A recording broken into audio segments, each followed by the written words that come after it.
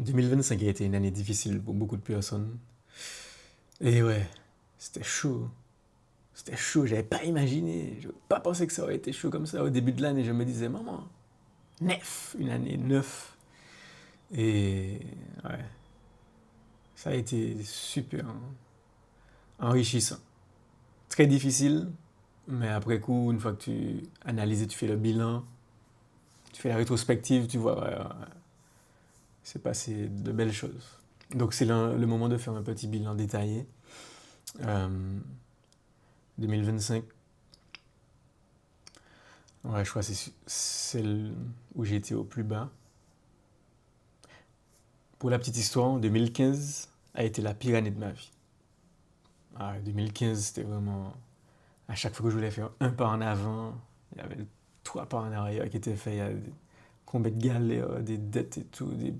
Pour ceux qui ont connu le MLM, marketing de réseau et tout, j'étais tombé dans un truc de système pyramidal.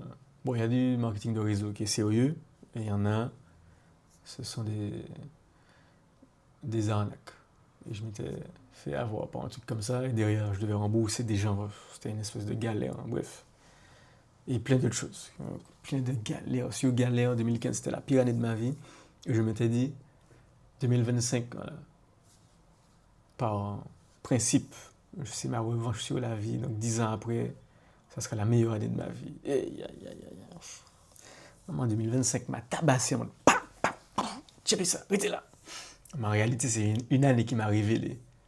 Parce que cette année-là m'a demandé à plusieurs reprises, alors, qui es-tu? Tu es vraiment celui que tu prétends être? Alors, hmm? Tu es solide ou pas? Et au début, c'était difficile. Et ouais, au final, à la fin de l'année, tout, enfin, au fil de l'année, tout ça m'a fait grandir énormément. Je suis passé à un autre niveau totalement. Et surtout, ça a été une année de guérison profonde. Deep healing, thérapie, tout ça. C'est la première fois que je me suis intéressé à ça. Avant, j'étais toujours en mode trauma, pas de trauma, que ça pas les me dit trauma. Enfin, moi, j'ai eu une belle enfance. Mes parents m'ont donné de l'amour. Enfin, voilà, j'ai pas eu d'enfance chaotique ni compliquée. Donc, ne me parlez pas de trauma. J'ai pas ces histoires. Et ouais, au final, quand tu vas creuser, tu découvres des choses. Tu te dis, ah bon, allez, moi, ah ouais, chaud. Et donc, ça a été vraiment une grosse année de prise de conscience. Et aussi, ouais, au bord de la faillite à un moment, hein. Franchement, quand tu es sur les réseaux, tout ça, tu peux pas. Enfin, chacun son mode de fonctionnement, mais en tout cas, moi, quand je suis dans la tempête, je vais pas être là à pleurnicher. Ah ouais, c'est dur, c'est vraiment dur en ce moment. Ah ouais, si vous savez, c'est dur. Non. Au Kagoumen, tu fais ce que tu as à faire, et le but, c'est de sortir victorieux. Et voilà, donc la pente a été remontée, on continue à la remonter, mais ouais, c'était difficile. C'était la remontada. Mais ouais, franchement, cette année 2025 là, au final, pour ceux qui parlent de numérologie, 2025 c'était une année 9. 9, donc pourquoi 2 plus 0 plus 2 plus 5, le total ça fait 9. Et comme quoi apparemment 9 c'était genre du coup 9 renaissance tout ça. Et je comprends pourquoi. En réalité ça a été bien le cas, une année 9. Mais au début, en janvier, j'interprétais 9 comme ok, tout sera nouveau, tout sera beau, tout sera mieux, grandiose. Alors qu'en réalité, 9, c'est plutôt avoir comme un serpent. Tu as le serpent qui mue et qui change de peau. Et c'est exactement ça. Mon année, c'était exactement ça. Il y a eu beaucoup de morts. Il a fallu tuer plein d'anciennes versions, plein d'habitudes. Ouais, se débarrasser de tout ce qui me freinait. Et c'est maintenant, une fois que j'ai mué et changé toutes ces choses, qu'en 2026, voilà, les choses seront encore plus belles. Mais voilà, des fois, il faut passer par ces phases-là qui te tabassent, qui te mettent au plus bas. Mais du moment que tu restes solide et que voilà, tu perds pas espoir, tu gardes tes objectifs en vue, même si parfois ils paraissent loin, et voilà, tu finis toujours par réussir à remonter la pente. Et en parlant d'objectifs, je m'étais fait un petite liste d'objectifs que j'avais affichée devant mon bureau. Je vais garder ça pour moi, mais il y a pas mal de choses quand même qui ont été atteintes. Il y en a beaucoup aussi, pas du tout. Mais voilà. Dans l'ensemble, je suis content. Parce qu'en réalité, la croissance personnelle, c'est le plus beau dans la vie. Tu vois. Et donc, quand tu prends conscience de choses et que tu ajustes et que tu vois justement, tu te vois devenir une nouvelle personne et t'améliorer, voir déjà les choses commencer à bouger autour de toi, tu te sens puissant, tu sens une espèce de force intérieure. Donc franchement, dans le mauvais, il y a beaucoup de bon, tu vois. Et donc du coup là, contrairement à 2025, 2025 c'était ok, objectif, je veux ci, je veux ça. 2026, je vais fonctionner différemment. 2026, c'est une question d'identité. C'est une question de incarner qui je veux être. Parce qu'avant d'avoir, il faut être. Tu vois, et avant, je me concentrais vraiment sur, je me focalisais sur, ok, alors je veux ci, je veux ça, ok. Pour regarder mes objectifs tous les jours. Mais si tu n'incarnes pas pleinement, il y a une chose entre essayer d'incarner, vraiment incarner pleinement la personne à même d'avoir ces résultats-là, au final, tu perds ton temps. Alors que te focaliser vraiment sur ton identité, sur la personne, sur les actions, et ne pas te focaliser sur le résultat, c'est ça qui va faire le résultat arriver.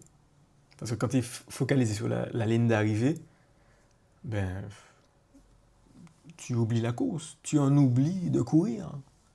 Alors que si tu te focalises sur le coureur et la course, au final, sans même penser à la ligne d'arrivée, mais juste, ok, gérer ton énergie, ok, gérer ton rythme. Et courir, c'est tout. Tôt ou tard, tu finiras par arriver à la ligne d'arrivée. Donc voilà. Quelques petites réflexions. Là, le louer à Santo Domingo. Chaque année, j'ai ce rituel de m'isoler pour faire le point sur l'année. En parlant de points, justement, si tu ne l'as toujours pas fait, je t'invite à faire ça. Tu vois, de faire un bilan détaillé. Moi, je demande à ChatGPT. Comme je lui parle souvent, il me connaît un peu. Donc, il m'a donné un template qui est vraiment personnalisé. Donc, je lui ai dit, donne-moi un template pour faire un bilan détaillé de mon année 2025. Donc, avec des questions vraiment profondes pour aller en introspection. Okay, quelles erreurs m'ont le plus impacté? Qu'est-ce que j'ai appris de ça?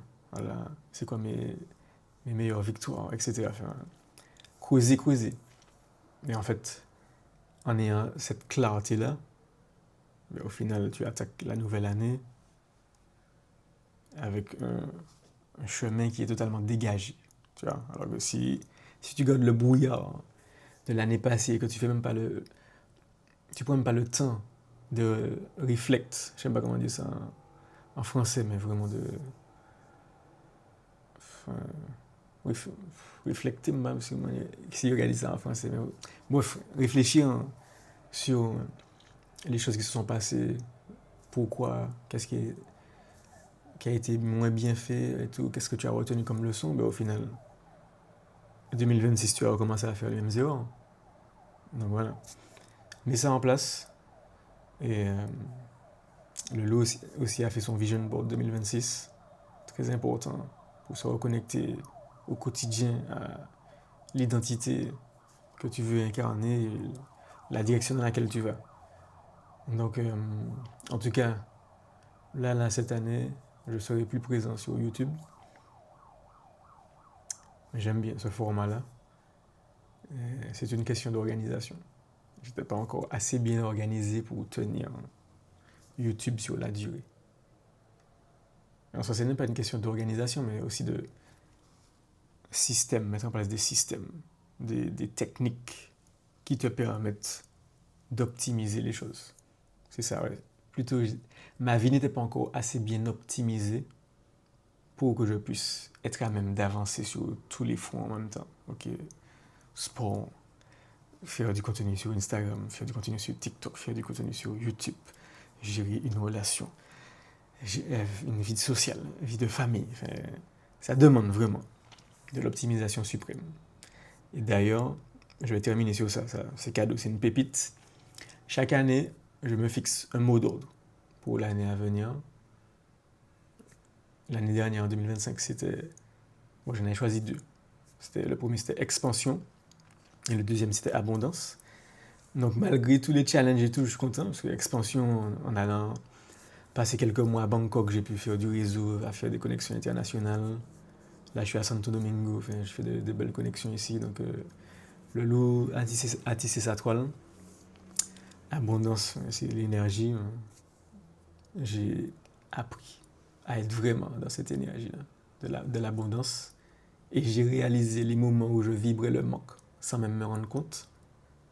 Donc, c'est le début de l'abondance, la prise de conscience. Et cette année 2026, mon mot d'ordre, c'est systems. En anglais, on dit ça, systems. Je ne sais même pas comment le traduire en français. Système, c'est pas très parlant en français. Mais voilà. En gros, optimisation. Optimiser ma vie de sorte que tout soit fluide, tout roule, tout soit... Ouais. 80-20. La loi de Pareto, obtenir le maximum de résultats en faisant le moins d'efforts possible. Pas parce que tu es fainéant, mais parce que tu es pas productif. Tu es